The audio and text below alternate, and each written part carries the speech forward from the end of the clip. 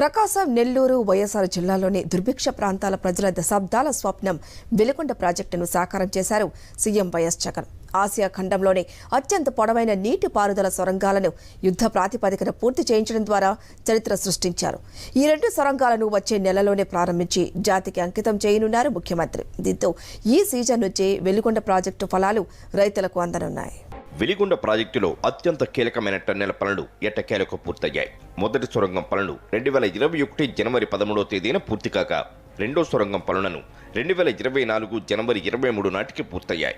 2 సొరంగాల్లోనూ చిన్న చిన్న పనులు మినహా ప్రాజెక్టు పనులు దాదాపుగా పూర్తి కాగా, ఏడాది శ్రీశైలం ప్రాజెక్టు వరద జలాలు చేరకాని నీటిని టన్నెల్స్ ద్వారా తరలించేందుకు మార్గం సుగమమైంది.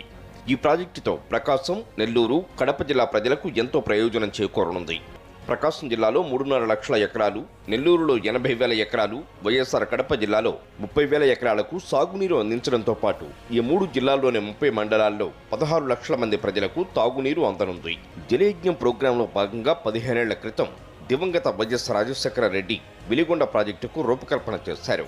శ్రీశైలం ప్రాజెక్టు నుంచి రోజుకు 1 టీఎంసీ నీటిని తరలించి సుమారు 54 టీఎంసీల సామర్థ్యంతో నిర్మించే నల్లమల సాగర్లో నిల్వ చేసేలా ప్రాజెక్టును రూపొందించారు. 2004 అక్టోబర్ 27న వెలిగొండ ప్రాజెక్టుకు శ్రీకారం చుట్టిన వైఎస్ఆర్ సుమారు 3,582 కోట్లు ఖర్చు చేసి నల్లమల సాగర్తో పాటు సొరంగాల్లో చాలా వరకు పనులు పూర్తి చేయించారు. వైఎస్ హయాంలోనే 470 కోట్లతో 11.5 కిలోమీటర్ల మేర మొదటి టన్నెల్ తవ్వకం పనులు చేయగా, 410 కోట్లతో 8.7 కిలోమీటర్ల రెండో సొరంగం తవ్వకాలు పూర్తి చేశారు. అదేవిధంగా 23 కిలోమీటర్ల పొడవున 1 టీఎంసీ నీటిని తరలించేలా ఫీడర్ ఛానళ్ల పనులు పూర్తి చేయించారు. తీగలేరు కెనాల్, తూర్పు పశ్చిమ ప్రధాన కాలువలు, గొట్టిపడియ కెనాల్ పనులను చేపట్టారు.